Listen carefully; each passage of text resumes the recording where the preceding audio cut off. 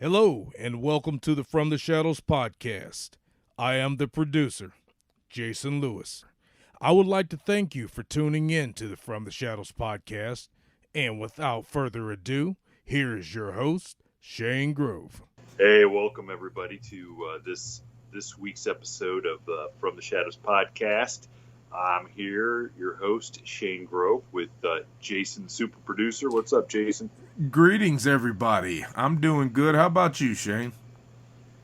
You know what? Just living the dream. Well, that makes one of us. Did that sound? Usually when I say that, everybody says, a nightmare is a dream too. Like, that's very true. I can't. But hey, we want to welcome everybody to this week's episode because we're really excited. We know that our guest, Dan Sturgis from Paranormal Caught on Camera, it's a show that anybody that listens to our show, I can't believe doesn't watch that television show. It's a great show, and we had a great time with Dan. So we know that our loyal listeners are going to have a really cool time listening to some of Dan's stories and maybe a little bit of behind the scenes about the television show. So I think you'll agree, Jason. He was awesome, right? Oh, he was awesome. I know this is maybe an overused saying, but Dan is the man. Jeez, Sal. Yeah. Indeed, we need the sound effects. He was fantastic. So we don't want to spend too long babbling on here before we get the episode started. But we did want to thank everybody who has been listening, liking, joining our Facebook page From the Shadows podcast, becoming a member of our After the Shadows discussion group. Discussion group. That really helps out a lot when everybody not only becomes a member, shares it, and has their friends become members, but when you engage on the posts that we put up there, it kind of creates a really neat community that we're glad to be part of. And we do get compliments from people from other podcasts that maybe are a little envious of some of the stuff that we have going on as far as our community. And so we owe it to everybody that does get on there and check us out and engage and put posts up and, just has a little bit of fun. We try to have some fun on After the Shadows. Oh, yeah. Don't be shy. Post something shy. And let someone else comment on it, and let's get some discussion going on it. Yeah. And look, let's be frank. It's a lot better than a lot of the crap that's going on Facebook right now.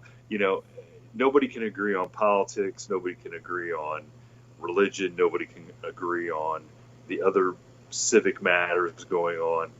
But we can all agree that Bigfoot, UFOs, the Mothman, the Dogman, those are great things to discuss and learn about. We can all vote yes for Bigfoot. Absolutely, Shane. Absolutely. We could all vote yes. So, and I know you guys can't really see the numbers that we see, but man, our downloads are going through the roof. And we know that's because all of our listeners have been sharing our podcast with with their friends and telling their neighbors and everybody else about it. So we appreciate everybody that gets on there and checks out episodes and then shares them. We get comments on our YouTube channel, From the Shadows podcast. We have a YouTube channel. Yeah.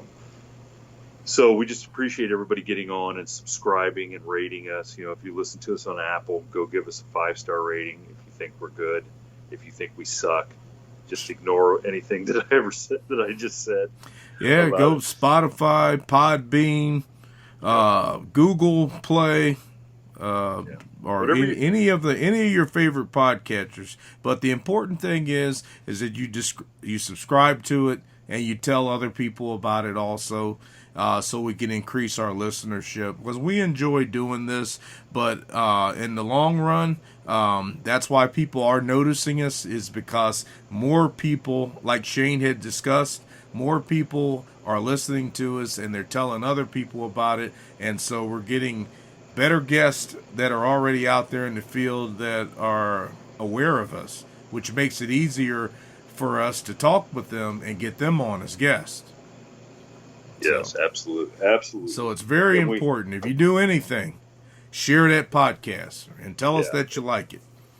And for those of you who listen to the regular podcast but don't listen to the midweek howl, first of all, you're missing out big time. But you'll see that the really ardent, diehard fans of the midweek howl, if they ask us something, we discuss it on the midweek howl. We bring it up. The howler, he'll tell a story about something if you really want to hear a story about a certain subject. So we encourage, if you've got stories, if you know somebody who's had an experience, or if there's a subject that we haven't talked about, and we try to keep the subject area very wide and varied because we like learning about a whole bunch of neat new stuff. Let us know. Don't be afraid. Send us a message. Send us an email. Visit our From the Shadows podcast.com, our website, which also has a new merch page, which you can buy all kinds of cool merch, coffee mugs, stickers, T-shirts, autographed books by some knucklehead that writes books. That's on the podcast. So yeah, we appreciate all the support that you guys give us, and we're going to clue everybody in that's listening. So if you're listening, you're getting you're going to hear this first. Tomorrow night, we're actually going to do a little field research somewhere in northeast Ohio. We're getting good reports that there is a good chance there is a big, hairy creature in a woods that we're going to have access to tomorrow night. Saturday night. I apologize. So Saturday night, which will be tomorrow night when you hear this. Right, exactly. Right now it's not. But so we're going to do some stuff that we've never done before. We're going to try a Facebook Live and maybe an Instagram Live. So if you don't follow us on After the Shadows or on our From the Shadows podcast Instagram page, make sure you sign up and become a member of both of those, and you'll get to see our Facebook Live and our Instagram Live as long as we can figure out how to do it. But we should have some really cool stuff going on. I know there's a couple eyewitnesses we're going to get to talk to Saturday night, and maybe as a special treat for all of our fans, one of those we'll do live on Facebook and Instagram, so you guys can look forward to that. So between the time you hear this and Saturday, which is a couple days from when this comes out, make sure you go become members so you do not miss out on our first venture into the Facebook Live and Instagram Live. So hopefully we can figure it out and it'll be something cool. And look, we always kid about Jerry tackling Bigfoot. And let me tell you something. If there is a Bigfoot out in the woods and Jerry's going to try to tackle it, I am going to go Facebook Live. Because it may turn into Facebook Live Jerry dead. But either way, it'll make for goodness. Good. It'll make for good. It'll make for good video, good entertainment. So okay, we'll get out of your way. Remember, go check us out on our socials. Visit our merch page at FromTheShadowsPodcast.com. Become a member at After the Shadows and our Instagram, From the Shadows Podcast, so you don't miss out on our live feeds this weekend. And, sit back and enjoy listening to Dan Sturgis because it was fun. Hope you have as much fun as Jason and I did talking to him. So. Oh, yeah. Make sure you share that podcast. Like and subscribe to your favorite podcatcher, whichever one you want to use. I like Spotify myself, but We're on Podbean, Stitcher, Google, we're on Apple Podcasts. You can go straight from Lisbon, which is a media server. We're on there. We're all over the place now, and we're going to continue to grow as this thing develops. So we appreciate it. Share it. Yep. That's the most important thing you can do. Yep. So, all right, get out of the way, and here comes the episode. Yeah. Hey, welcome everybody to the From the Shadows podcast. I am your host, Shane Grove, and with me tonight, as always, is the super producer, Jason Lewis. Everyone. What's happening, Jason? Greetings. And if you could tell by the jolliness in my voice tonight, our guest has been having a little bit of fun before we've gone on the air with us, and we just couldn't wait any longer. So we went ahead. We're going ahead and start the program probably earlier than we should, but we don't want to miss any more of the fun. So joining us tonight is Dan Sturgis, paranormal investigator and star of, I know, one of my favorite shows, Paranormal Caught on Camera. So Dan, welcome tonight, all the way from the Big Apple, right? From New York City, fellas. How you guys doing? And thanks for having me on, man. We are doing well, and thank you for coming on to the show. Yes, it is. It is definitely our pleasure. Definitely our pleasure. Back after, guys. Back after. Well, it's early. Just give us a couple minutes, and maybe. I know. I wish I hadn't started drinking so early. So hopefully we'll get through this. Okay. Well, Dan. Hey, I'm sure that a good portion of our audience and the people that listen to us absolutely know what Paranormal Caught on Camera is, and so they'll be like, okay, now which guy is he? Because maybe they may not pay attention. So to let everybody know, like, which guy you are, how you got into the paranormal field. Tell us a little bit about your background. So everybody can get a good feel for that you are the best guy on Paranormal Caught on Camera. Just saying. Oh man, you are. Just saying it. Anytime you need me on this show. Oh, thanks, guys. Thanks, Jason. But let's see. I'm the guy. I try not to watch myself too much, so I just kind of breeze past the show every once in a while, and I'm not on that much because I do kind of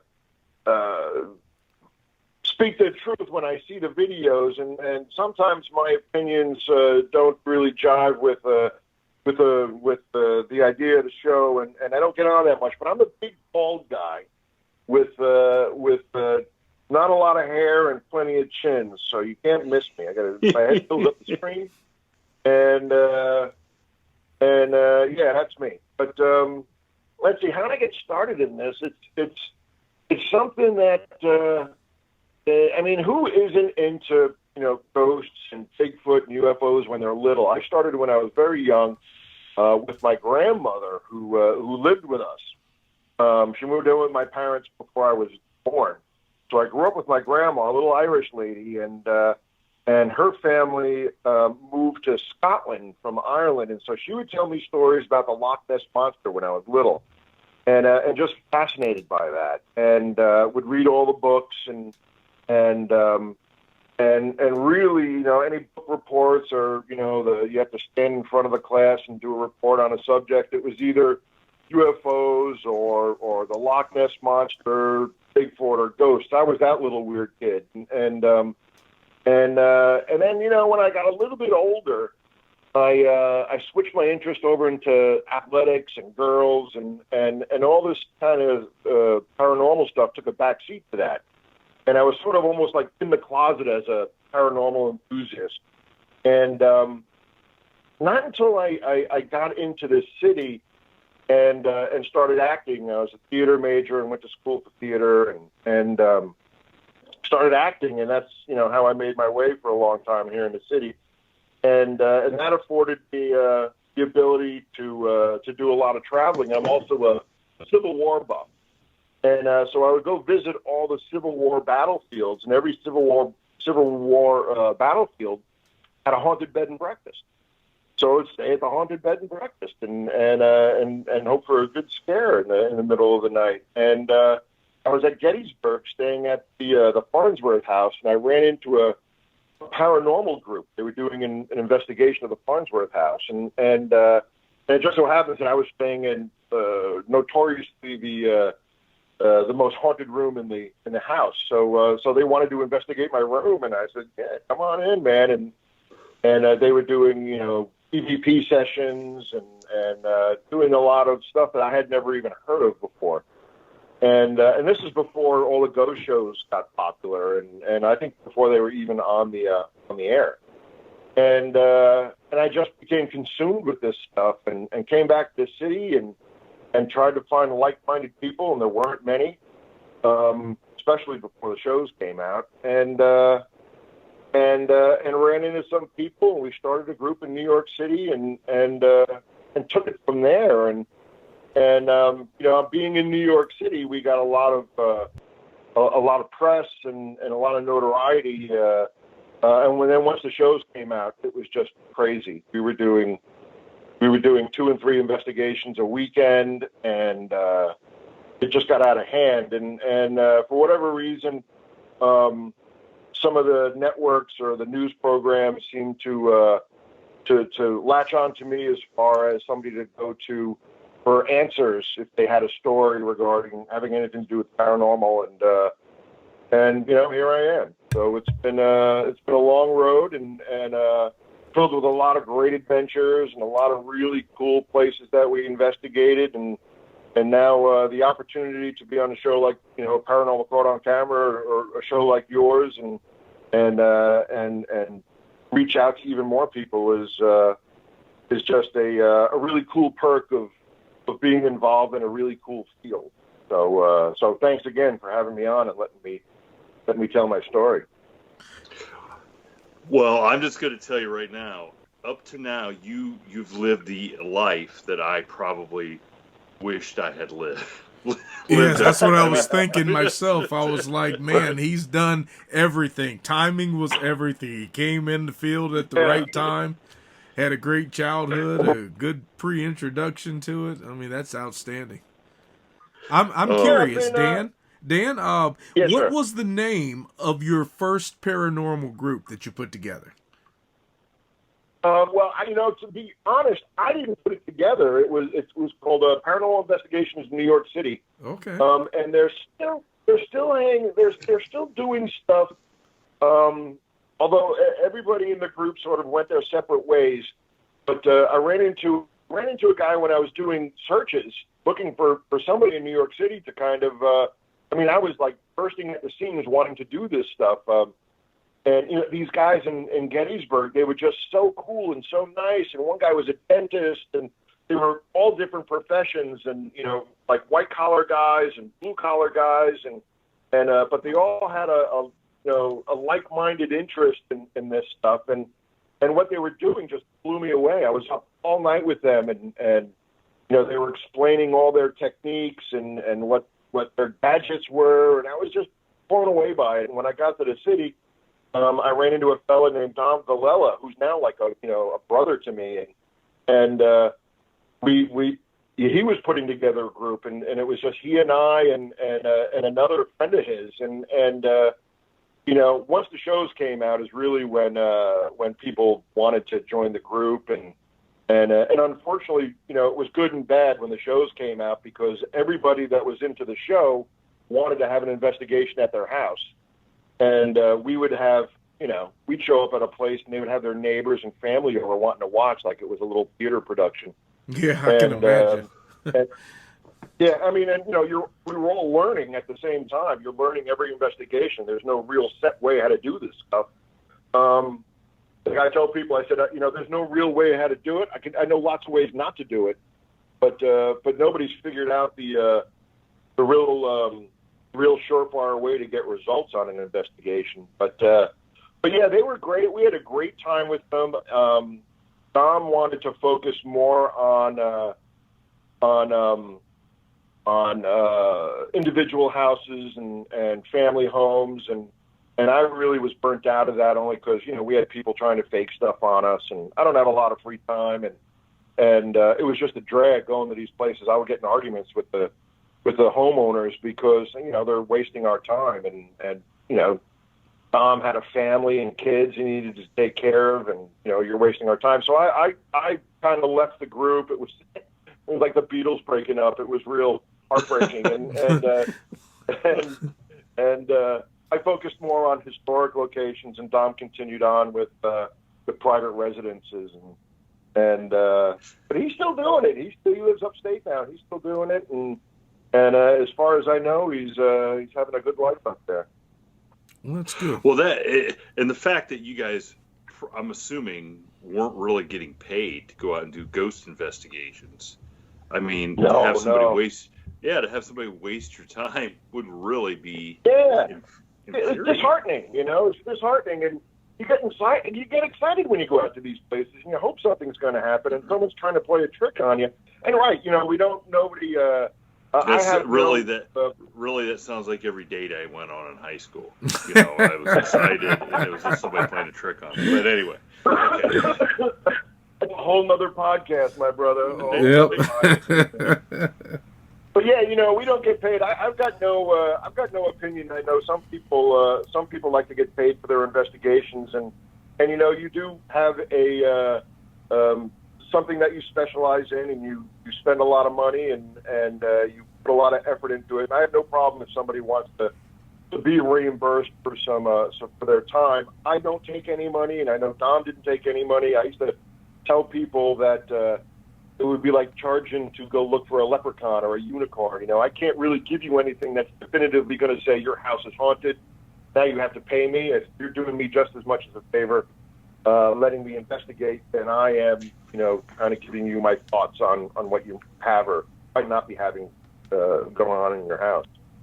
So, but we never turned down a pizza or gas money, but we never charged anybody.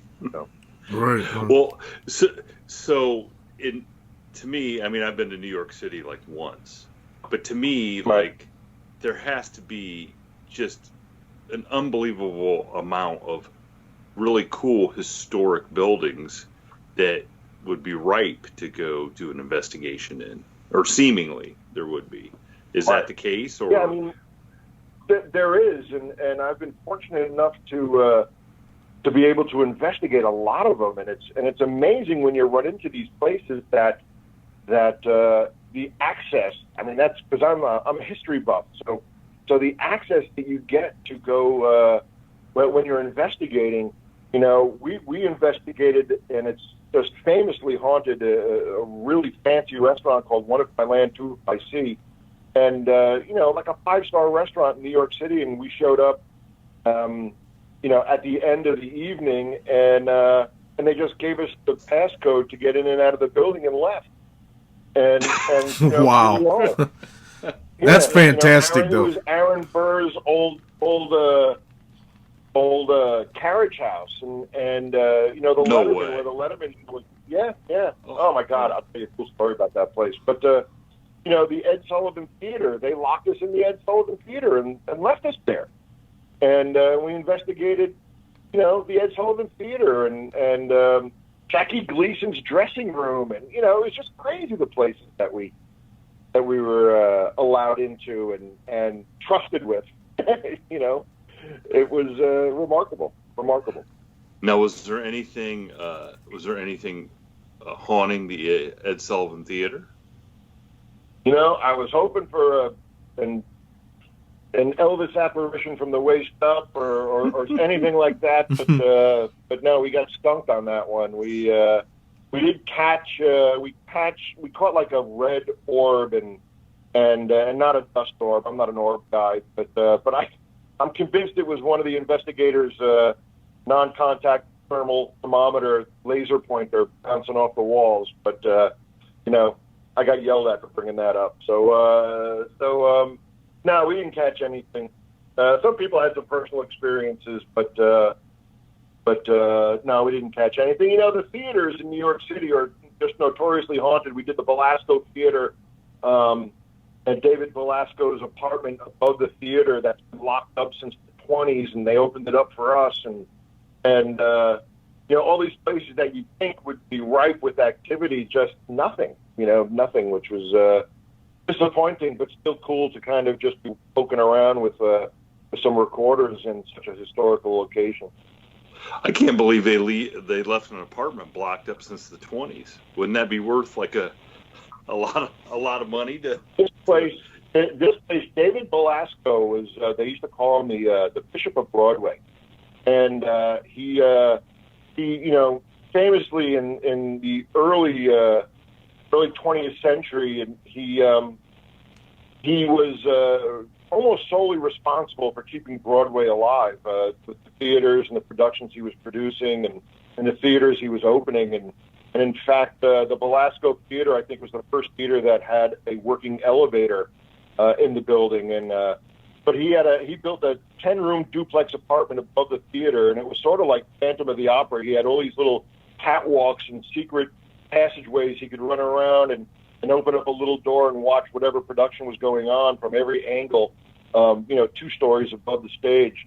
But the working elevator I was talking about, it went from the backstage, from the backstage up to his grotto in his apartment. He would bring the ingenues upstairs, and he always dressed like a priest.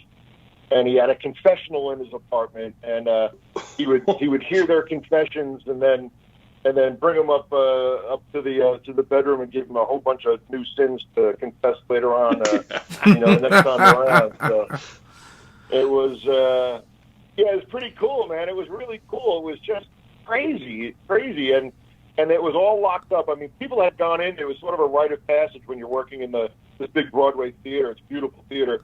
It was sort of a rite of passage to break into his apartment in the middle of the night for the actors. So people had been into it. But nobody had, officially unlocked the door and let people in until I think we were allowed to go in. Remarkable place.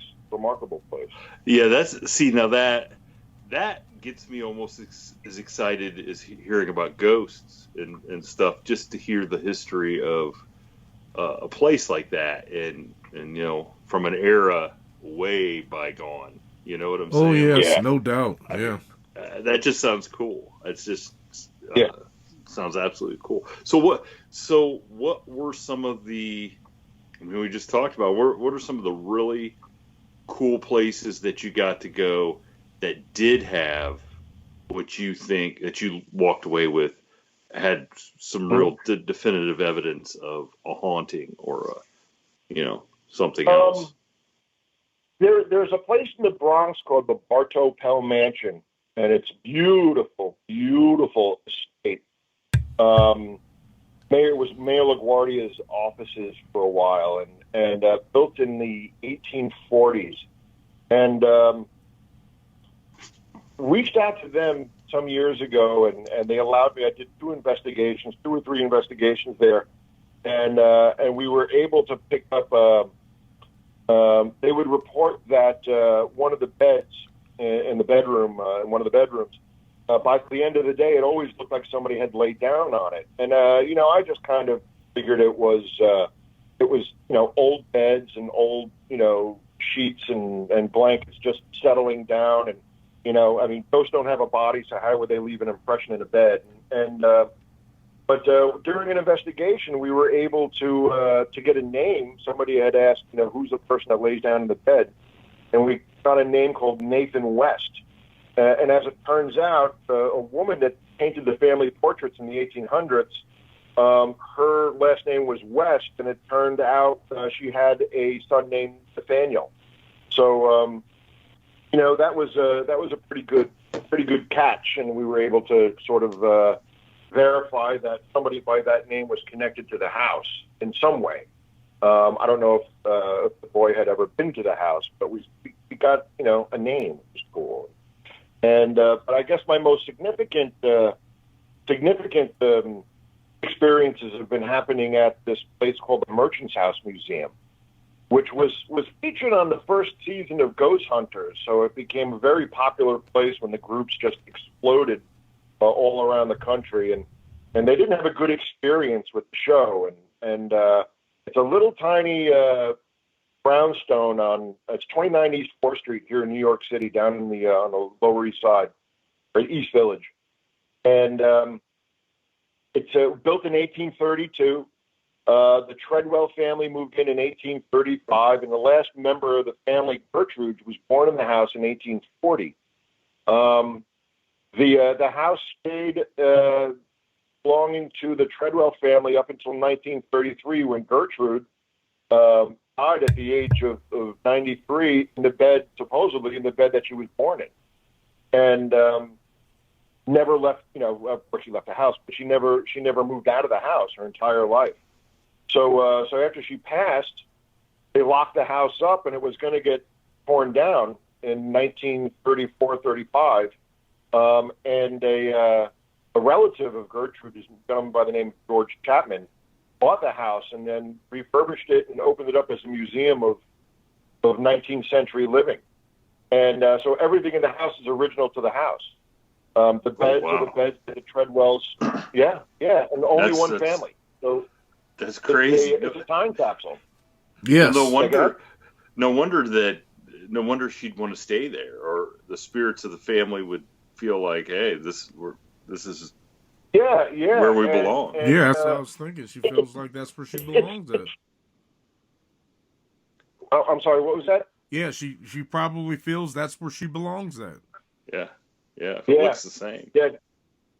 It's it looks the same, and Jason, it was Shane, it was a good point you made that, why would she want to leave? And one of her famous quotes, I believe they found in one of her diaries, was that she wanted to keep the house as Papa liked it. And so that's a phrase that the house uses with a lot of their publications and promotions. But what's interesting about the house is again, like I said, everything's original to the house. The sheets on the bed are the sheets they slept in, and the utensils in the kitchen are the utensils that they used when they ate dinner. I mean, it's a house. And what's interesting is while they were refabbing the house to bring it up to code in the 30s and put electricity in, the house didn't really have good electricity. It still has the gasoliers in the parlors. While they were bringing it up to code, a lot of the workers were having experiences, so they would write them down. They would see a woman in a brown dress walking down the stairs to go into the kitchen, which is on the lowest, one of the lowest levels of the house, street level. She would go into the kitchen, just below street level. I'm sorry. She would be walking into the kitchen, drinking a cup of tea, and when they would walk into the kitchen to see who she would be gone. And people are having that same experience. I think it's a place memory type of haunting, or a residual. The cool guys in the TV shows call it a residual haunting. People that know what they're talking about call it a place memory haunting, and people are reporting that this year. And so people separated by decades and not connected in any way are having the same experiences. It's amazing. It's amazing, and it's all documented. They have a diary that they keep now at the house. When somebody has an experience, they write it down, and you can now go back and see if anybody else had a previous experience like that in the 70s or the 60s, the 50s, in the early 2000s, the 90s. And more often than not, you find a similar experience that somebody reported. And so it's as close to a I don't know why you want to call it a secure environment that we could find. As an investigator, it's a pot of gold to know such the details of the history of the family that lived there, the only family that lived there. All the family's backgrounds, and everything about the house, and you've got documentation about what's been going on in the house since the 1930s. So as an investigator, it's a gold mine, and they're real open. I've got cameras running before you called me, Shane. I have cameras. I was just watching cameras. I got cameras running in the house right now, and with stuff happening on the camera. It's amazing. It's amazing. Well, now before we go on, what was that placed memory? Because I want to be one of the cool guys. I don't want to keep saying. Placed memory. And let me just state that I am not one of the cool guys. Believe me, I was calling it. Oh no, come on! Don't be so humble. Before we came on the air, we told you were one of the cool guys. if we got our, I wouldn't say cool, but I would definitely say most handsome. But cool, I don't know about that. Well, I got to be honest with you. I got to be honest with you. In this field of stuff, I don't know. There's a whole lot of like Brad Pitts running around. I don't think any of us are very. I don't think any of us are very handsome. Yeah, there's very few of us. Very few. So you like are the resident investigator then for like the Merchant's House Museum. Is that kind of a fair assessment? Like they let you check it out all the time, or you're continually? Yeah, you're right. They have been, like I said before, they had a bad experience with the Ghost Hunter show. Not necessarily the cast, but the crew was real rough with the house, and sort of, when you walk in the house, it's somebody's home, and I think it's a good idea to act like that. And and the museum staff love the house. That's one of the real sort of nice things about the atmosphere down there is that everybody that works in the house just really loves the house. And so when you walk in the morning, you say good morning to the Treadwells, and you don't swear, you don't say shit or anything like that while you're there. You treat the house and the family with respect, and I think because of that is the reason why we get such positive results there. So they were contacted after the show aired. They were contacted by every group in the tri-state area, and there were tons of them back then when the shows first came out. And everybody that had an internet connection started a ghost hunting group, and which was cool.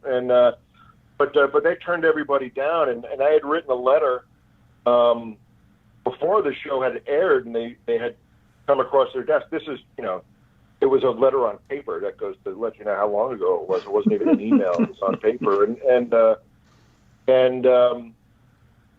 it struck a chord for whatever reason, and they invited me down, and I jumped through a lot of hoops, and I bought a lot of lunches, and they allowed me to investigate there, and I've become part of the family down there, which is a real feather in my cap, because these are some of the top people that I know, and as far as just good people.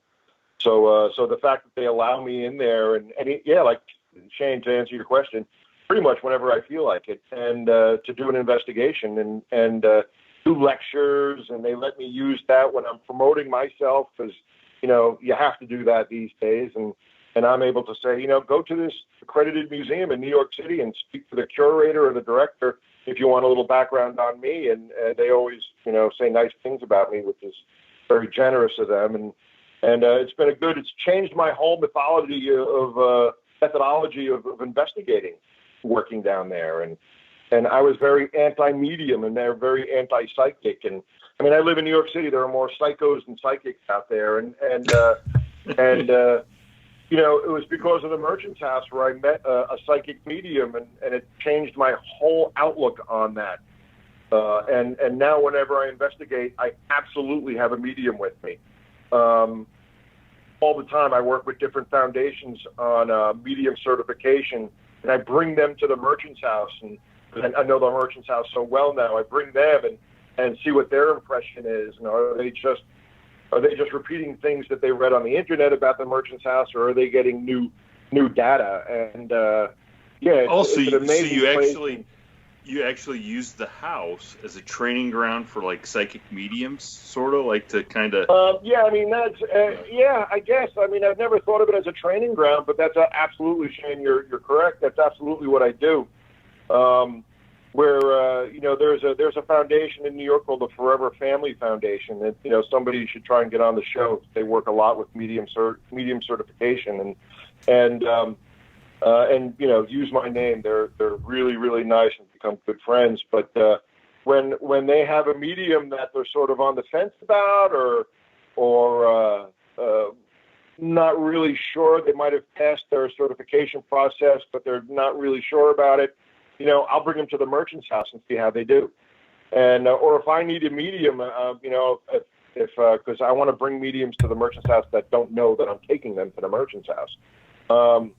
But I'll reach out to the Forever Family Foundation and say, do you have any names for me? Somebody that I can bring in, and I need a medium for this particular night. So So it's worked out. It's just win-win-win for everybody all around. It's great for the mediums to flex their muscles and get a workout in, and it's good for the foundation and for myself and for the house ultimately.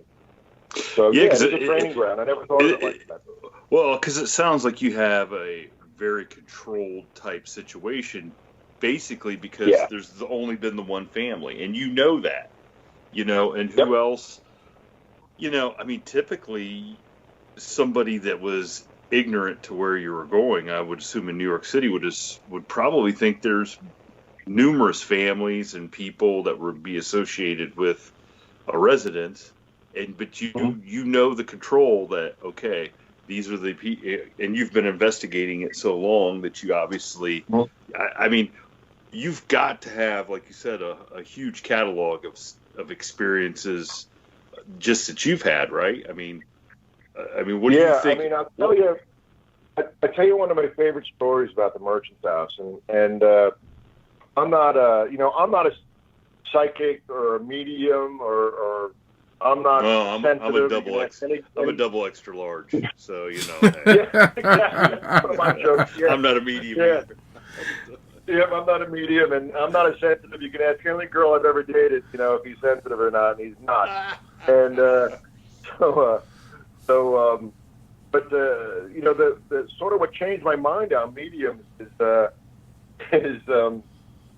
well, the deal is my very first investigation at the Merchant's House, and had only been there, walked in the place maybe 2 or 3 times to meet with them, and everything, all my negotiation for investigating there, because they were real hesitant to have somebody come in.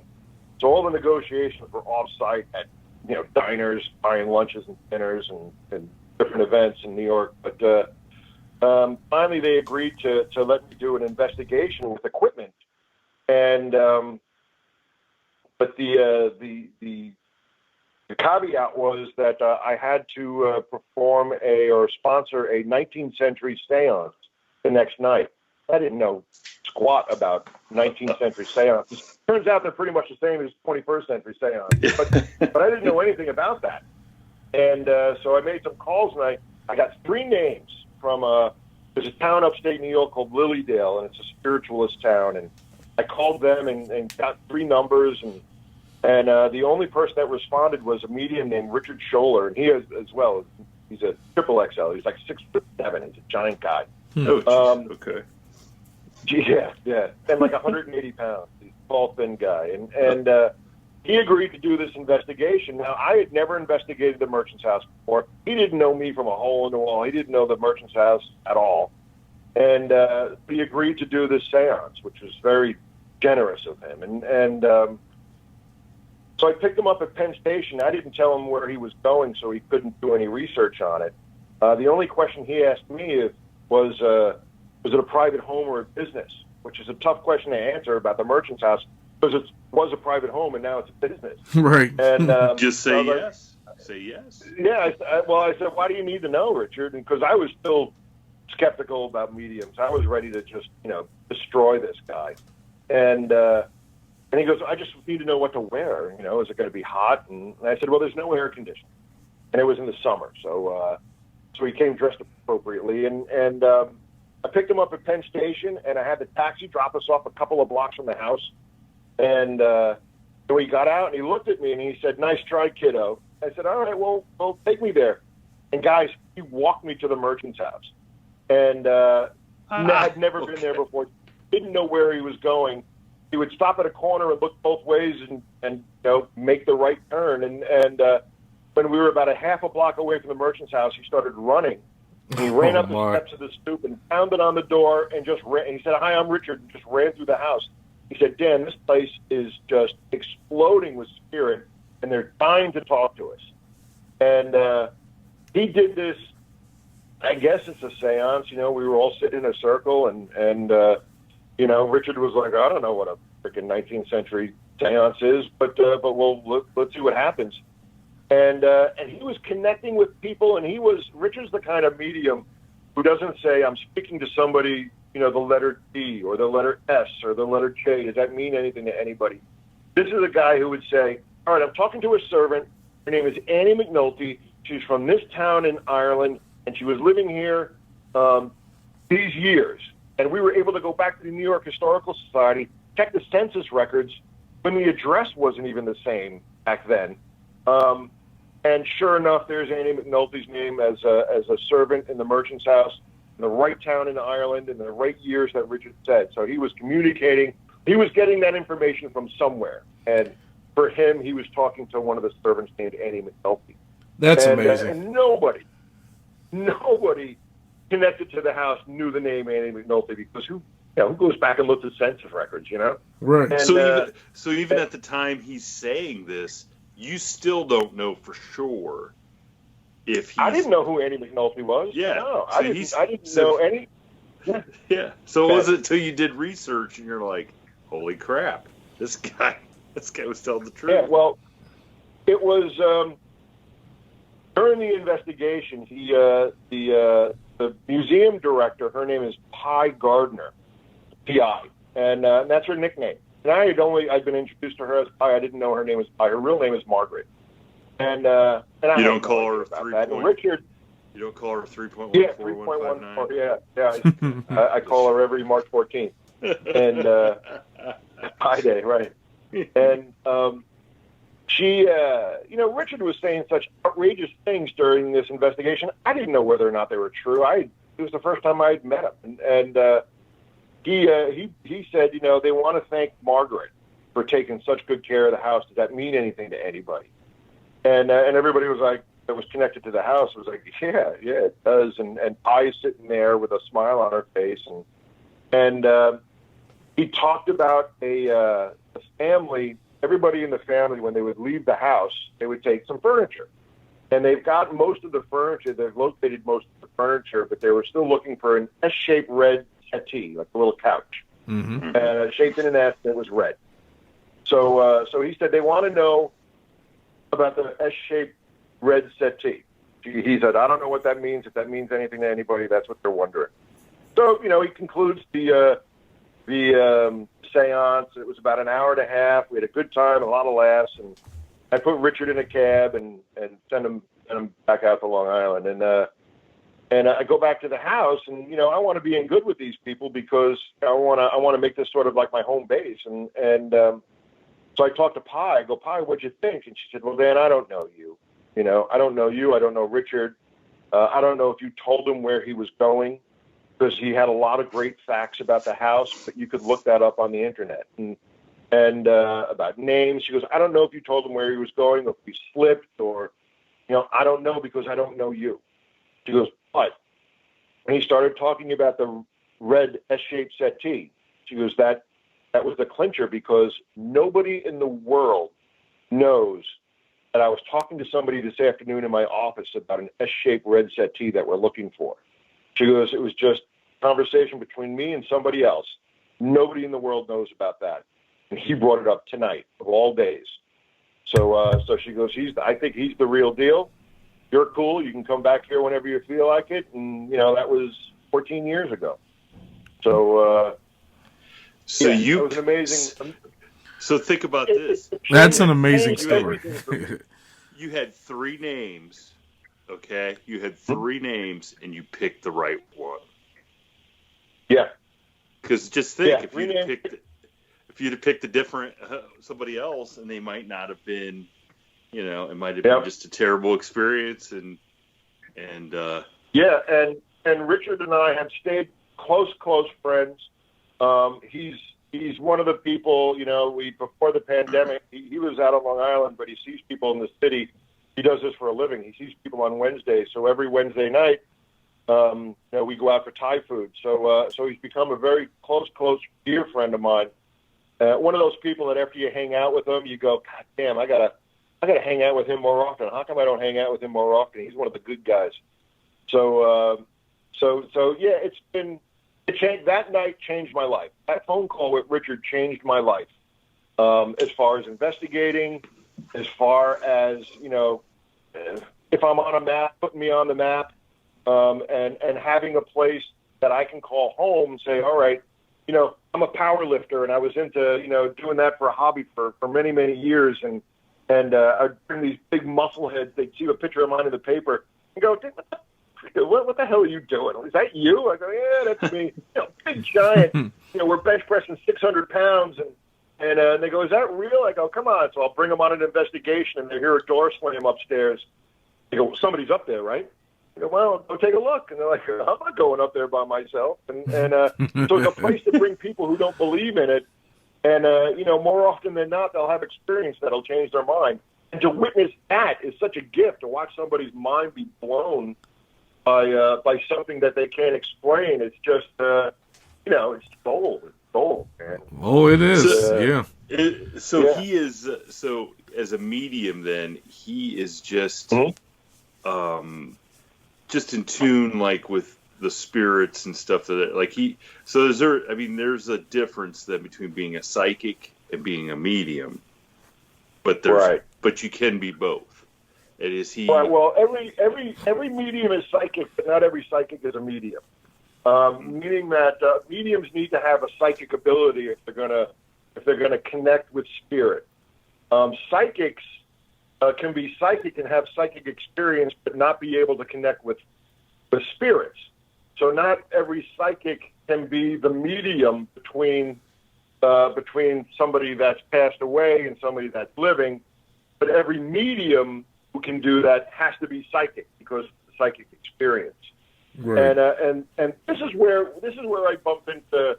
This is why sometimes I don't get a lot of airtime because on the show, I can't say Richard is talking to a spirit.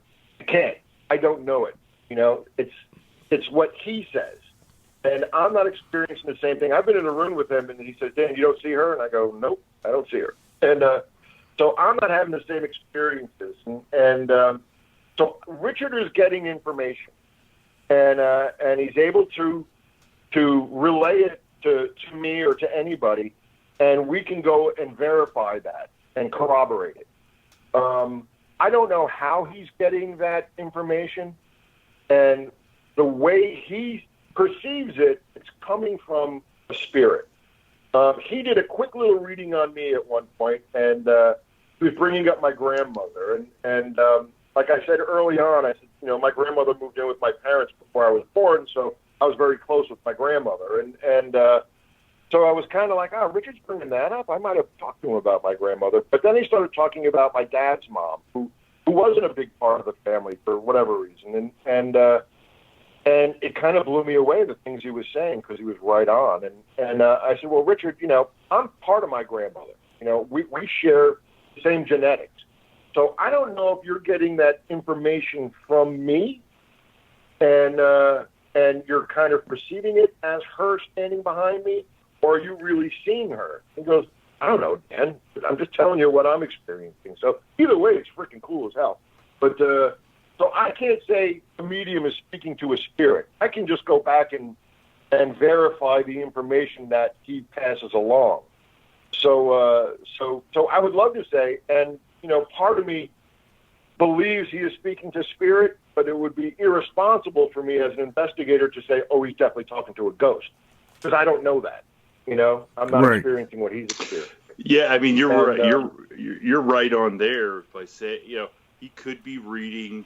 Like you said, either way, it's cool that he can either read your mind or he is talking to a ghost. Because even the first time you took him to the Merchant House Museum, I mean, he literally could have been reading all you guys' minds, and somebody in that room may have known who Ann McNulty was, and just you know what I'm saying, Or could be some kind of psychometry where he's touching something that Annie touched at one point, and that's how he's picking it up, which is a psychic phenomena, not necessarily mediumship, but a psychic phenomena or a psychic ability.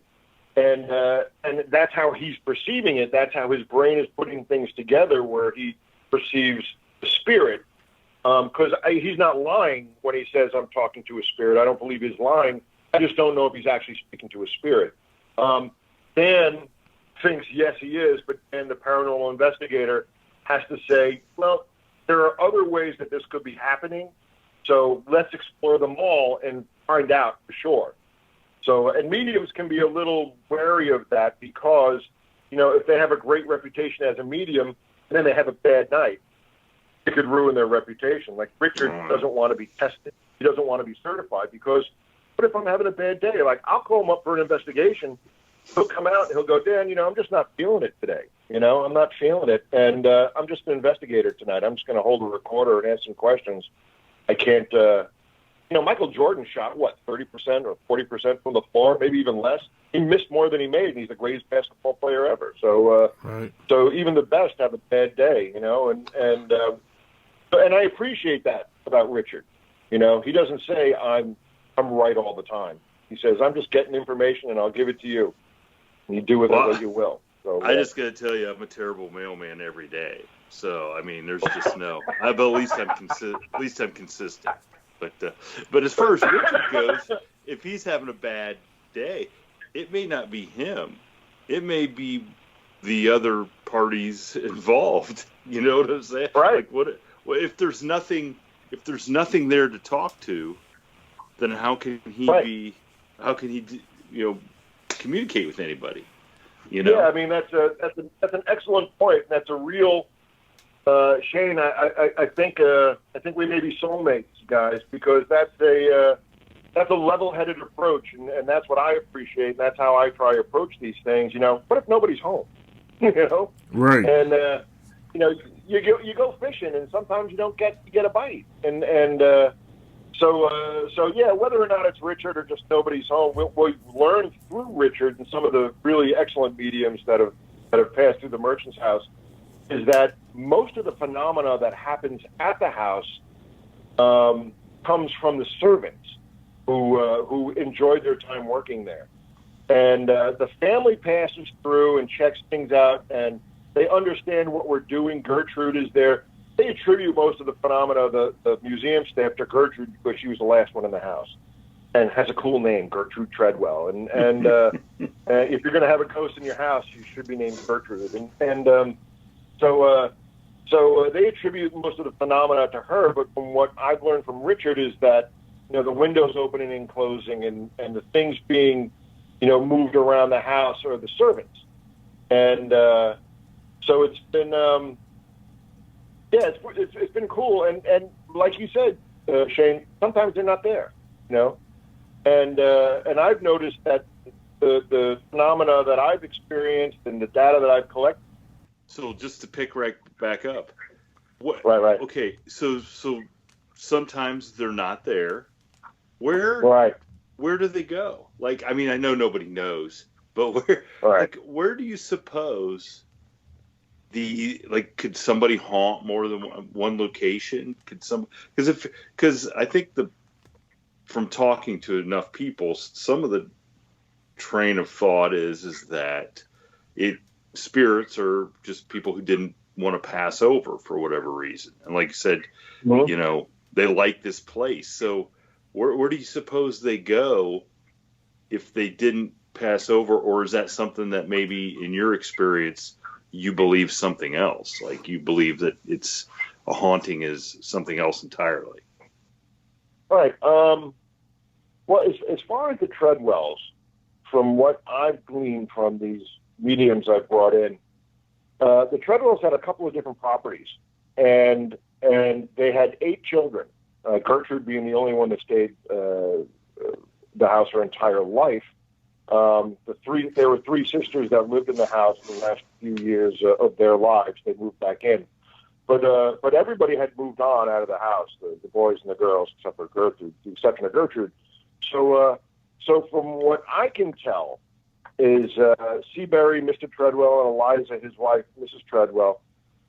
They split their time between their other properties, and so they breeze through when they feel like it. Because remember, a spirit can be anywhere he or she wants to be just by thinking of it. They're not bound by, the same things that we are. They can just travel at will. So because I've asked that question. When you're not here, where are you? They're like, oh, we're at our place in New Jersey, and Rumson, New Jersey, where Mr. Bruce Springsteen lives. And are you name dropping like on purpose, or Do you hang out with the boss? Are you name dropping because you hang out with the boss, or what? No, I wish. I'm a big fan, but I wish. Dude, you think he's hanging out with me? I'm hanging out in haunted houses, man. I don't know. Hey, you never know. It's a different level of cool, man. That might be his thing, man. I mean, think about the ghosts that he would draw, like, like Buddy Holly might show up, Elvis. Oh, man. I mean, Janis Joplin? I mean, Jimi Hendrix? I mean, come on. Ugh. See, now I'm going to send a letter. As soon as we hang up, I'm going to send the boss a letter and try and get him out there, see what happens. That's actually a cool thing to test out, actually, and to get a celebrity and see if they can attract another celebrity. Oh, man. Oh, wow. See, there. Now you got me thinking.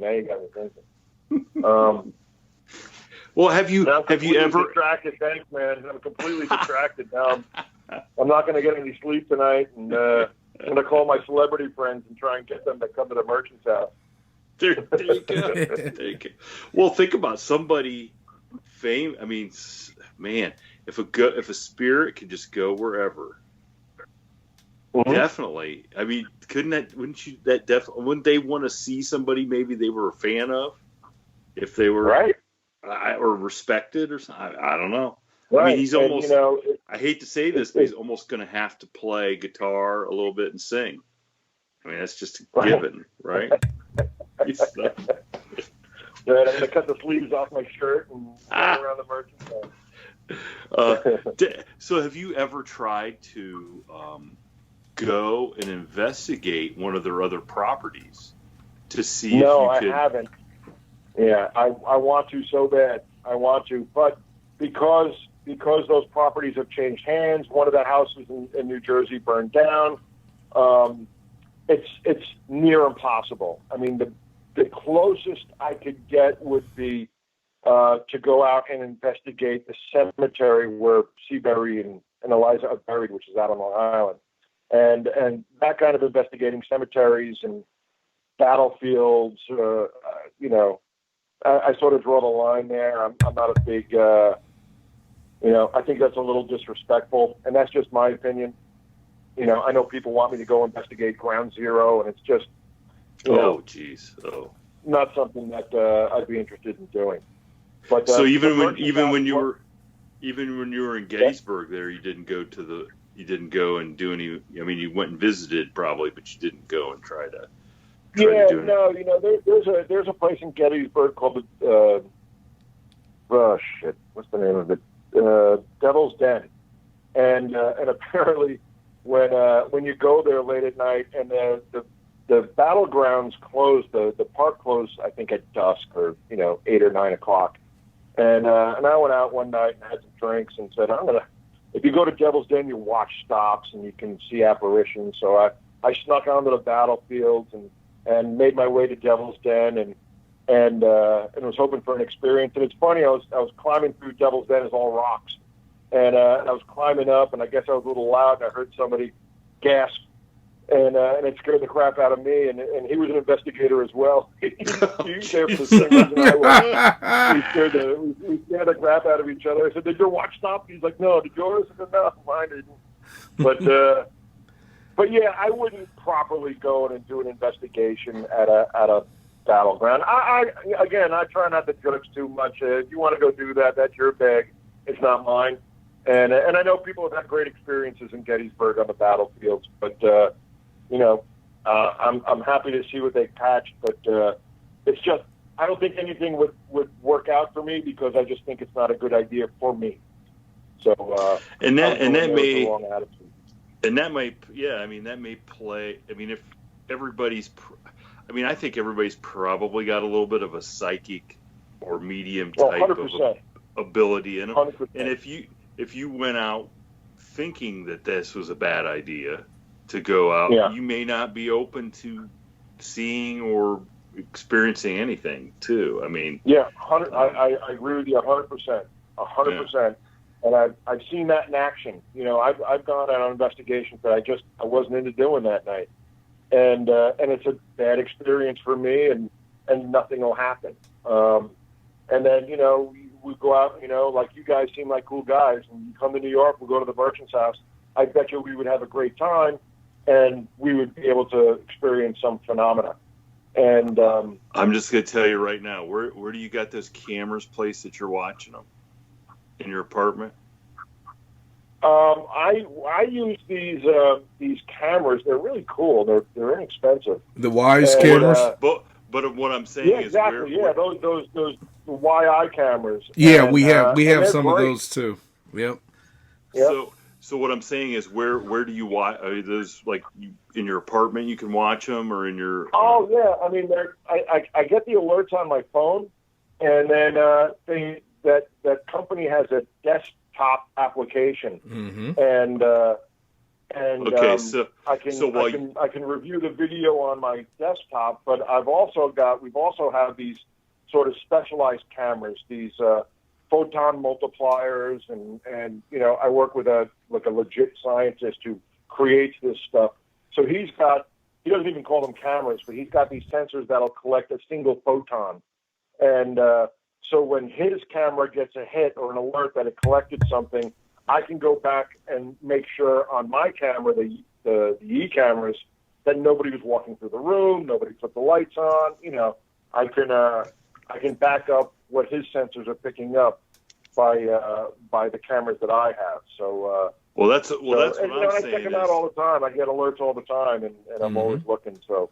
Well, I'll hold your phone and watch the phone while you and Jason go into the house, because I'm a total chicken. I'm a total chicken. Are you really? Yeah, that's why he didn't know anything about the cameras that we have. He had no idea, because he's scared to go on an investigation. Listen, I'm not super scared, but I mean I've seen a couple I've seen a ghost twice. Okay, I didn't know they were ghosts though at the time. It wasn't it wasn't like I was out investigating at night or anything like that. They were both in broad daylight, where I assumed I saw a person and kind of interacted with the one person. And it wasn't until I started asking about, well, where's that person? Well, there's nobody here. The other people, and I was like, okay. Then I just saw somebody that wasn't here. And so I don't know. See, that's the thing is, I know it's like when I hear the Bigfoot guys talk, and people doubt them, and they're saying, well, look, you can doubt me. I saw something. I know there's Bigfoot. Okay. Well, yeah, I saw a couple things that weren't real people, so I know there are ghosts. So you go into one of those places, and you're like, okay, now I know these things exist. Now I'm really going and looking for them. What am I going to find now that I'm looking? So it kind of gives me And you're exactly the kind of person I would want to bring on an investigation with me, because you've had those experiences, and for whatever reason, your body and your mind picked up on that, and not everybody can. So you're almost in certain ways type of medium. So I would want you to I'd bring anybody who says they've had an experience. I say, well, then come with me on an investigation, because if you've already had experience, and Shane, you said everything correct. You said, I didn't know I was talking to a ghost because it looked like a person, because you're not seeing something in the room. You're seeing, again, something psychically. So they're going to look like a person. And most phenomena happens during the day, because what's going on at night? We're sleeping. So you have more experiences. Obviously, you have to be awake to have the experience, and so you're having more experiences during the day. And so you said everything right. If I was talking to you on the phone and didn't know you, you said everything right, and you would be the person that I would want to bring on an investigation. Yeah, that doesn't make me feel any. That doesn't make me feel any better. Shit out of luck, Jason, but yeah. It doesn't make me feel any better though. It just because. Well, you're part of an exclusive club, and that's a good thing. I've never seen a ghost. I tried to tell him. I tried to say he should feel special. I'm telling you, it's a gift. The last one. Well, the second one, I can only say that I've seen something twice. The last one, it was just last summer, and there's this it's like a market. It's like a German market in our town. Our town's like calls itself the bratwurst capital of America or the world or whatever. And there's this German market, and I mean, I walked in. It's noon. The place is packed. I'm looking straight back to where I'm just going in to use the restroom. I'm on the mail route, and I'm looking, and I see this.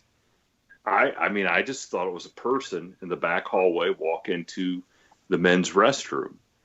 I'm looking. I walk straight into the men's restroom, and I walk around, expecting somebody to be at the urinal. There's only one urinal, a stall, and a sink.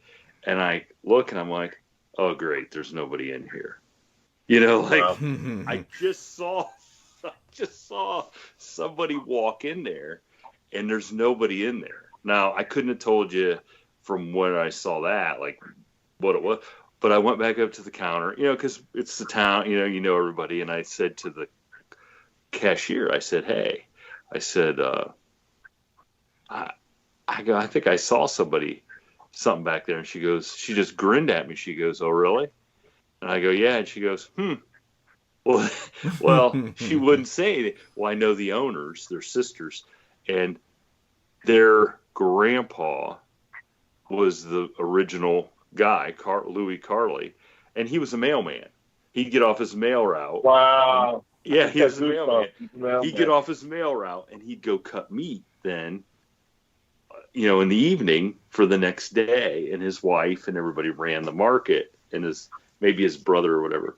But yeah, they said they know he's roaming around every now and then. I'm like, oh boy. Well, maybe he had to go to the bathroom. I don't know. But I would have if I hadn't walked back into the bathroom, I'd have just thought somebody walked back there. And you know, it's crowded and everything, and it could have been completely possible that, and I would never have thought anything about it. I would have got my lunch and left. But because I walked back in there, and I didn't see anybody walk out, and I didn't see anybody, and there wasn't anybody in there, I'm like, okay, this is, you know, and then they confirmed what I feared was, yeah, it was probably him, just, you know, because the bathroom comes from the back of the restaurant, you know, back of the meat, it's the little hallway there, and it's like, oh boy, right. You know, like that just, okay. That could be a route, you know, that he was taking, you know, during his lifetime. And but he didn't, because the restaurant or the market was on the other side of the parking lot and burnt down, and then they built this other one on the other side of the parking lot, on the other side. So it's the same area, you know, but and it's where his family then worked and stuff forever, and still do. But so because I have seen a couple things, but it's like, oh boy, you know they're out there, and it's real. Yeah. It's a real thing, and you're like, man, if I'm really looking, what am I gonna come across? You know, right? And I'm a big scaredy cat, so you know, we're supposed to go Saturday. We're supposed to go Saturday, and I haven't told Jason this, but we're supposed to go with the hosts of the Paranormal Road podcast, and Amy Boo, who's a nationally known Bigfoot researcher, close to outside of Cleveland, Ohio. There's reportedly a Bigfoot, or they think, in the woods around this campground, and we're going to go up to do an investigation. Well, the Paranormal Road host, David Hensley, just texted me tonight and said, last night they heard a tree being ripped out of the ground. And I said, listen, man, if we're going up there and you get me killed, I'm going to come back and haunt you as the Hat Man, because he had an experience with an entity called the Hat Man. He said, so because I know I'm pretty sure all this stuff's real. So I'm going to take it to my full advantage, and I'm going to haunt somebody when it comes down to it. Absolutely, man. I'm going to have a field day when I think that, man. Maybe I can haunt my ex-wife like she haunts me. Oh, gosh. I'm just putting it out there. So let's get serious for a moment. So Dan, what do you consider the best?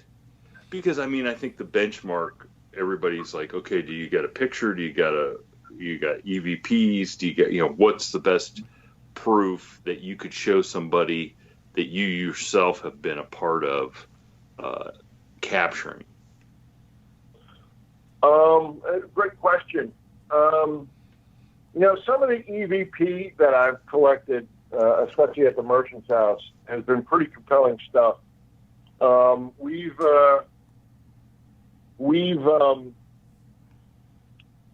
been there so many times, and we can ask questions directly to members of the family, and I like, when I go on an investigation, I like to bring a medium, and I like to bring somebody who's never been on an investigation, and it's just a different energy, and it seems to work out. And I brought a friend of mine, Holly, on an investigation, and she had.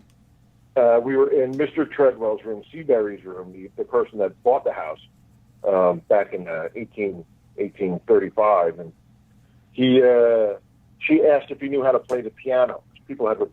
We have recorded the piano music in the house when nobody's playing the piano, and we got an answer that says, "I strike the keys in succession," and it's a man's voice. Obviously, we can't tell if it's Seabury, but he answered a question directed at Seabury, and answered a question about playing the piano, So it was a direct interaction. Now, that's a great clip, and it's amazing. If somebody had sent that to me and I didn't know them, I would think it was fake. He goes, "It's easy to fake this stuff." So something like that is pretty amazing. But I am really now all about mediums and the ability that these people have to get this information that there's no way that they could know. I've heard stories where from Lloyd Auerbach, who's the grand poobah of paranormal investigators and my mentor, and gratefully become a close friend. He has a story where he's interviewing a young boy who is having an apparitional experience on a daily basis, where he's seeing an old woman who's become friends with him. And Lloyd is asking questions to this woman through this boy and his family. And he's sitting next to an empty chair that he said she's sitting in, and he gets a phone number and is able to call a nursing home where this woman's brother is living, and to verify. How does that happen? That's amazing. Oh my goodness. That's irrefutable. Yes, absolutely. And the problem with science, well, not the problem with science, the reason science sort of, and it's changing now, but you can't do that every day. And science, for it to be scientific, it's got to be repeatable. It's got to be repeatable. Exactly. That's right, Jason. And so that doesn't happen every day. You read some of the things from the Rhine Research Center where they have people, doing the Zener cards, like in Ghostbusters, the first scene in Ghostbusters, and the guy will get 250 of those right in a row, and but he can't do it the next day, so science throws it out. Like he got lucky 250 times in a row. But I'm the evidence that I get from mediums really has changed my mind, and it blows me away. But I've got photographs that I've sent out to digital forensic people, and I had a close friend of mine's a digital forensic analyst, and he can listen to the EVP and verify that it falls within the human voice range, and it was coming from the room. And it's not anybody else that was speaking during the investigation. So when I'm doing an EVP session, we would all talk. This way we have a fingerprint, a voice print of the people in the room. Mm-hmm. And then you get an anomalous voice that doesn't match any of those voice prints. So, you've got an anomalous voice. Does that mean it's a ghost? No. Because you could certainly have somebody walking around with us, and I point at them at the right time to answer the right question, and then he's the only anomalous voice because he hasn't spoken the entire night except for when I told him to. So you have to be a little skeptical when I get this stuff, and I want people to be skeptical of the stuff that I collect. But the stuff that I can't figure out is the medium stuff, where these guys get this information that there's no way they should know, and they do. And when Richard tells, and I can go back and check it out, or I watch people's expression going, "Oh my God, he's talking about, my family member," and that's a message. That's an absolute message from my family member. And I've watched people just break down in front of Richard that stood there in front of him with their arms crossed, saying, "There's no way you can do this." And then he'll rattle off a couple of things, going, "You know what? Well, your father's telling me that when you were a young boy, you used to like to do this, and you played with this," and people just break down and go, "How did you know that? How do you know that?" So, there's no way I want. There's no way I want anybody talking to my dad. Holy moly!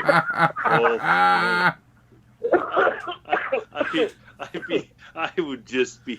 I mean, I'd shrink into that 8-year-old kid now. Like, sorry, Dad. Sorry, I didn't mean. Oh man, it's funny. Dan, I'm telling you, that Merchant House Museum is the litmus test for any medium. Yeah, that's crazy. Yeah. But I will say the one exciting thing, the most exciting thing I've experienced tonight is that we mentioned the opening scene to both Ghostbusters 1 and 2. Yeah, you're absolutely right. That is what. That is pretty impressive, man. That is pretty impressive. So let's because we want everybody listening to go and check out the TV show. Oh, absolutely. Why don't you tell everybody a little bit about the TV show, what its premise is? I mean, it's pretty hard to figure out by the title, Paranormal Caught on Camera. But anybody that can't figure it out, you don't need a medium to know what this show's about. Exactly. You don't need a medium for that. And just maybe how you got involved and how, like, maybe some behind the scenes stuff and. Sure. Because Jason and I are film veterans, we understand the behind the scenes stuff. So maybe for the people that don't, just for the novices, for the uncool kids. My IMDb page isn't as good as yours, Dan, but it's close. It's a fledgling. It's a fledgling account. Oh, of course you have one. I mean, I wanted to ask about that. Yeah. Oh, yeah. Like. What was the one show? Now that we're talking about it, I'm just gonna ask you what your role was in this. Law and Order, the episode of Law. Oh my gosh! Well, listen, if you're an actor living in New York City, you have done a couple of episodes of Law and Order. I've done a few episodes, and I don't keep up my eye. I'm bad at that. I'm bad at the business part of the acting stuff, but if you live in New York, eventually you're going to end up on Law and Order at some point. And I was a guy that found the body, in the first scene, and I've been a bad guy. I've been a cop a couple times, and Law and Order, they're fun, and they. I still get residuals from my Law and Orders, which is great. I was just gonna ask if you got residuals from it. Yeah, that's fantastic. I got one for like $6 last week. It was awesome. Hey, never look a gift television. No. I cash those things. It's just I cash them quick, man. Cash and quick. So how did you? Now, was it one of your stints on Law and Order that got you the gig on Paranormal Caught on Camera, or despite your? I got that. Living in New York, and I guess if you Google paranormal investigator or ghost person or whatever, my name pops up in New York City, as well as like Brian Cano and some of the other guys on the show. And it was just a random email. One I'd gotten. You get lots of these emails about shows, and every show is going to be the next big show, and you just go, yeah, okay, whatever. And I hate to break it to you, but Dan, but Jason and I have never gotten any of those emails. But no, it's okay. They seem to elude our email box. Jason, are you checking our email? Oh yeah, that's right. I'm checking once a week. Okay, so you got an email. Well, you guys will, because you're putting together a good show, and I'm having fun, and your name will get out there. I'll do my best to promote you guys because I think you guys are cool, and this is a great service you're doing for people. So you hopefully you will get those emails soon. Well, I appreciate that, but there will not be a $6 check in the mail next week. Just so you know. And ain't that much more.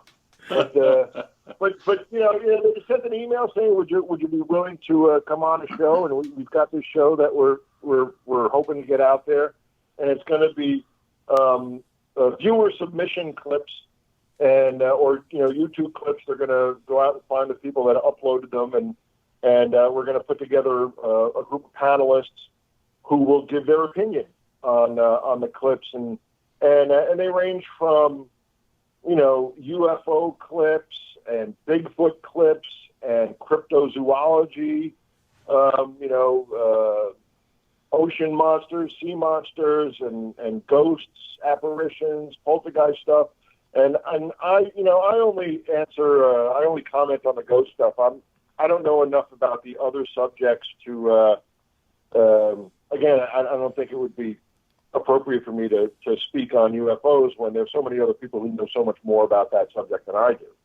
So I just talked about the ghost stuff, and then, I shot a couple of episodes with them, and the production company, Meeting House Productions, they're so nice. They're so cool and so laid back, and we shoot in a studio on 26th Street, and all the panelists, we sort of overlap. So my session might be from 4 to 6, and Brian Cano might be from 6 to 8. So I'll bump into him, and so it's kind of cool, and it's been a lot of fun. It's been a positive experience, and I've gotten the opportunity to make new friends like you guys, and get my name out there, and to drum up some investigations. I got an email today from somebody in New Jersey who watches the show, and would like me to come out and investigate the house. And it sounds like they have legit phenomena, not just I'm kind of a buff and saw your name on the show and want you to come out on a field trip.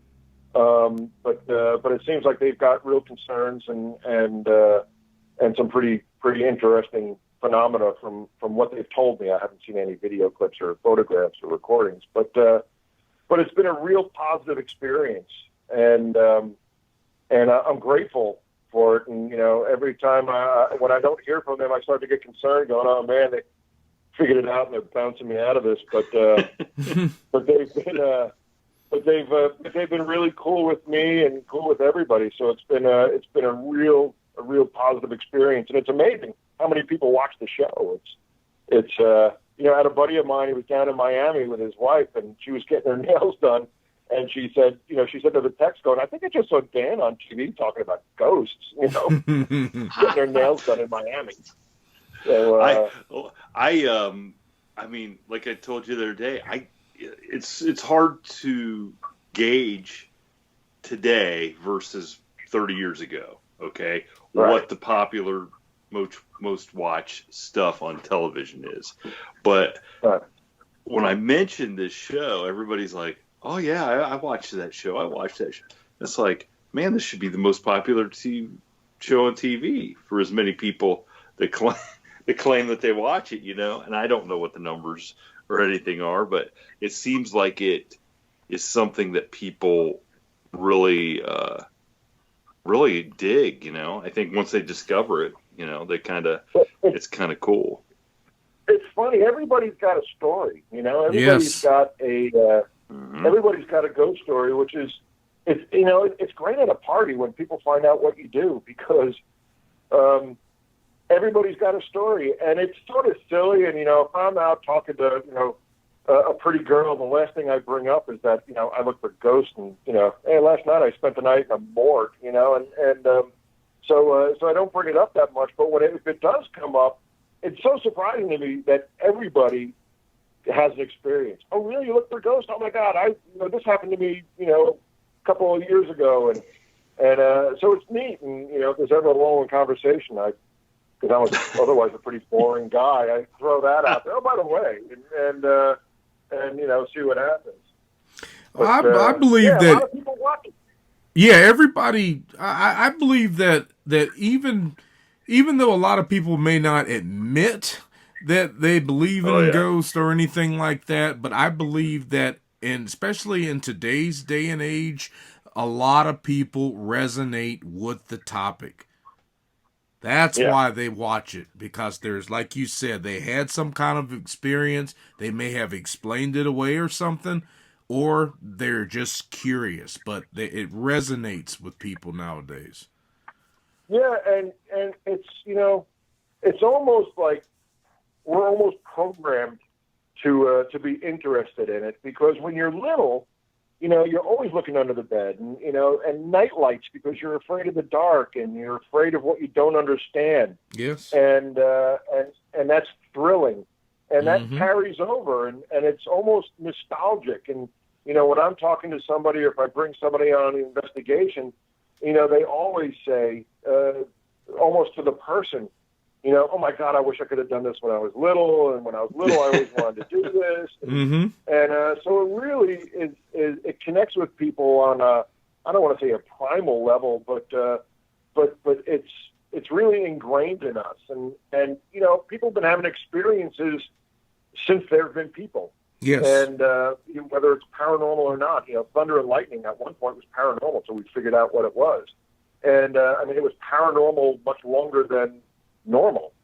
So maybe we'll figure out all this stuff in the future, and it won't be considered paranormal. I don't even like that word. I just, when, I talk about the paranormal, I say stuff we haven't figured out yet.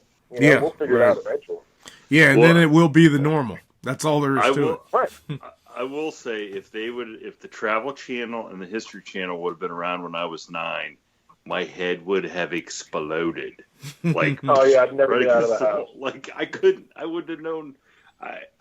It's just, it is amazing. And I do think, like you said, once the TV shows started, like Ghost Hunters and stuff, people became a lot more accepting of the idea. Maybe not so accepting of, well, I'm going to tell my story, but they came a lot more open-minded about, okay, I'll entertain this a little bit more. A lot of investigators, especially when the first shows first came out, and I've met Jason and Grant. They're cool guys. They're not bad guys at all. Mm-hmm. And no, they're plumbers. They're plumbers, right? I think they started out as plumbers, didn't they? Yeah. Yeah. Roto-rooter guys. Come on. Right. Exactly. And I know a lot of people kind of, crapped on the show and said that's not how you do it. And it's not. I don't do investigations in the dark. That's, what if something happens? You're not going to be able to see it. And so I know a lot of people knocked it, and with, I guess, some good reason. But I think a lot of that was more out of bitterness and resentment. But really, I certainly wouldn't be on Paranormal Caught on Camera if not for Ghost Hunters. They pioneered the way. And so they've done a lot of good, and they really let people know, a great number of people know that there are people like us, paranormal investigators, out there willing to come and investigate your house if, and let them know who to call. Oh, jeez. That there's people out there. So they've done some good. What is your, okay, so you're talking about, getting the video clips. So I thought of a couple questions. So you do get to see everything that comes through on the show. You just choose which ones you feel like you can comment on professionally? Well, the way it how- works, I'll get an email, a document with links to all the clips for each episode, and they'll be broken down into ghosts and apparitions or UFOs, and I watch them all, and it takes up a lot of time. I watch them all, but I'm only comfortable talking about the ghost stuff. So, but I do watch them all, and if I do see something that I feel I can comment on, I do. And, when we're shooting, we'll just do the ghost clip. There'll be maybe 8 clips. And I'll say, hey, to the producer that I'm working with, I'll say, hey, can we, I can talk about, this particular, clip because I was really into the Loch Ness Monster and I've read a lot about that and I've got some insight about that. I'm like, okay, great. So as far as, I'm definitely doing all the ghost stuff. And if there's something that I feel it's appropriate for me to comment on, they'll allow me to do that, which is, again, cool of them. And sometimes it makes the air, sometimes it doesn't. And it seems like they're looking for an interesting, because, again, it's a TV show. It's got to be interesting. And they want an interesting take on something or a good sound bite and to go along with the clip.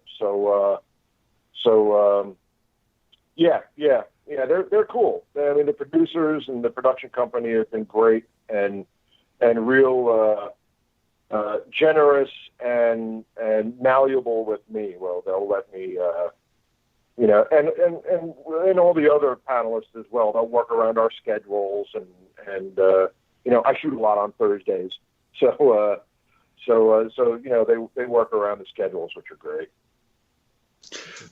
Well, that is the beautiful thing about technology is being, it's probably got to be a lot easier to do that sort of show in particular. Because did you say you're like doing some of it at home now?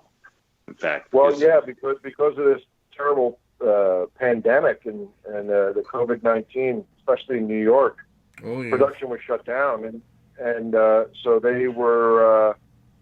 They could have easily just said, all right, we'll wrap it up, and when this is done, we'll start back up again.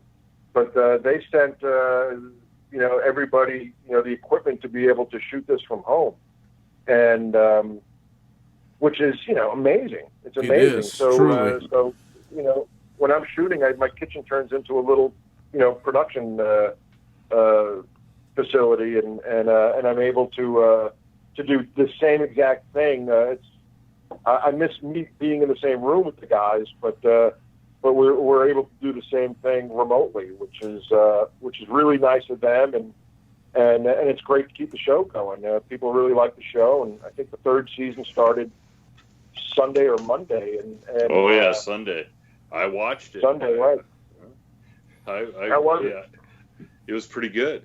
Except I think what these shows are doing now to really screw with all of us that set stuff on our DVRs is they're putting new before every episode, whether it's a new episode or not. And so it's like it was recording it tonight, wow. Paranormal. It was recorded, and I'm like, wait a second, 2 new episodes in the same, and it's one from like 2 years ago. I'm like, come on, wow. I don't, but that's a clips. They can take a couple of clips from episode 1, a couple of clips from episode 2, and make a whole new episode. Oh, and but in reality, if that's the worst thing that happens to me is somebody screws with what's on my DVR, then hey, I got like 90 episodes of Seinfeld on there, so I guess I shouldn't complain. Okay? Yeah, that's the first word problem if I ever heard one, man. My DVR is getting filled up. Yeah, it keeps recording stuff I've already seen. Can you believe that? How do you get through the day, man? How do you get through the day? So one last question, and then we'll wrap it up because I know you got to get up early. You might just stay up and go to work. Yeah. Yeah. So what is the best clip, spirit or ghost wise, that you've seen on the show, and what is the best clip, not ghost wise, that you've seen on the show that you're like, oh my god, that really happened? Go. there's a clip coming up. I believe it's in the 3rd season, and it's a little boy who is playing with his mom's phone while she's cooking, and I think he's outside, and it was on Mother's Day, and it was a year after his grandmother passed away, and the little boy, he's just playing around with the camera, and he's in selfie mode, taking a selfie, and it's in video mode, and he catches his grandmother next to him, and it looks like her. The mom, after the fact, was going through her phone, looking at all the images that her son had collected, and came across that and freaked out and showed her other son, saying, "Did you mess around with this?" And she sent this video to the show, and she sent pictures of the grandmother to the show, and it's her, and and it being a grandma, I was close with my grandmother, and it really hit home for me. But it's something that when you watch enough clips, not just on the show, but in my personal life, you watch enough of these clips. I don't want to say I'm an expert. There's no experts, but you do get a feel of what rings true, and this one rang true for me, and blew me away, and I got goosebumps right now thinking about it. Thank you. You gave them to me too. When you said that. Yeah, that sounds amazing. I mean, wow. Yeah, it's going to be really cool, and wait till you see it, and respond to me. Let me know what you think of that clip when you finally see it, because it was a good one for me. And then non-ghost related, some of the UFO stuff is real interesting to me. That's a subject I wish I knew more about. Particular clip, there was I forget what season it was, but there was a triangle-shaped UFO that somebody had filmed, and it's again one of those things where it just something about it just said, "Well, that's legit. That's for sure legit." And that kind of stuff is just that's why I appreciate these shows and I watch them, because I love seeing stuff that, especially if I'm the ghost stuff I get a little critical about, but the other stuff I can kind of sit back and enjoy and go, wow, man, that's amazing. That's amazing. So yeah, I'd say the grandma clip and a few seasons back, this triangle UFO really kind of blew me away. Well, I think you probably gave everybody listening goosebumps about the grandma clip, and I will encourage everybody to go check that, because it's got to be. It wasn't in the first episode, so it's got to be coming up. Make sure to go check that out, and hopefully all our listeners will weigh in on that one too. Oh, that yeah, would be kind of cool to hear. I would love to hear what they thought. So, well, Dan, it has been absolutely fantastic having you on tonight. Indeed. I'm so glad I got a hold of you. And is there anything that you want to tell the listeners, if they, other than come check you out on the show? Is there, anything you want to kind of throw out there that they can email you something? I would tell, of course, Dan at SturgisParanormal.com. You want to send me an email, that'd be great. But go to the Wren Research Institute.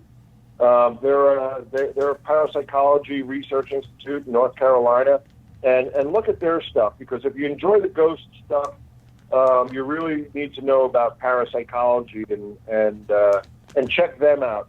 And they've got lots of stuff on their website, really interesting stuff, and tests that you can take, and it's really, really cool. And keep watching the show. I'm glad people are enjoying the show. I hope it's as much fun to watch as it is to work on, because we're having a blast. And keep listening to you guys, because we've been on for a while now, and you guys are you're great, man. I'm gonna be honest, and we didn't know each other until you reached out, so I'm gonna go back and listen to your old shows And I'm enjoying talking to you guys, and hopefully you'll have me back on again at another point, and we can have another chat. Oh, absolutely. So Jason, I think you got some stories, Jason. I want to hear them. I got a story in Kentucky. I'll have to share that one sometime. We'll have to talk about that. Jason, I think he means the ones from the prison. But, you know. Oh, gosh. Those are terrifying. Nothing paranormal, but terrifying. Well, Dan, hey, like I said, it's been a pleasure, and we'll let you get maybe a couple hours of sleep here before you go to work because. My alarm's going to go off in 3 hours, so I got to hit the hay. Well, I don't want to brag. Thank you, Dan. I really appreciate it. It's been a blast. And tomorrow is my same here, brother. Same here, and look forward to speaking to you guys for years to come. Okay. Yes, absolutely. Yes. All right. Well, thanks again, Dan, and we'll talk to you later. Have a good one. All right, man. You too. Stay safe, Jason. All right. Yeah, we'll do. You do the same. Take care. Thanks. Yeah. Thanks. Bye. All right, fellas. Ladies and gentlemen, a final word. Please visit us on our Facebook page, which is facebook.com/From the Shadows Podcast, and on our Instagram page at Instagram.com/From the Shadows Podcast. You can visit our webpage at FromTheShadowsPodcast.GoDaddySites.com, or contribute to our Facebook discussion page called After the Shadows, and tweet us on our Twitter feed at twitter.com/podcast_from. Thank you for joining us, and we look forward to hearing from you all. Until next time, never shy away from the darkness or what may be lurking in the shadows. We are out.